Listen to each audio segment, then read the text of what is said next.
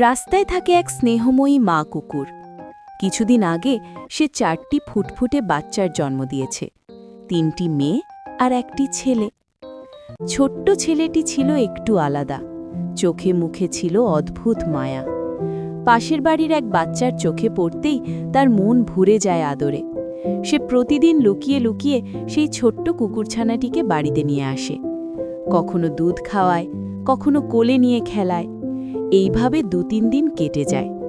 হঠাৎ একদিন যেন মায়ের মন টেনে নিয়ে এলো, সেই মা কুকুরটি নিজেই চলে আসে বাচ্চাটির বাড়িতে।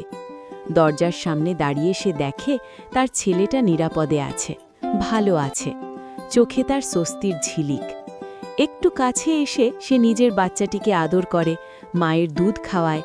তারপর আর দেরি না করে নিঃশব্দে আবার ছুটে চলে যায় নিজের বাকি সন্তানদের কাছে, নিজের গন্তব্যের পথে।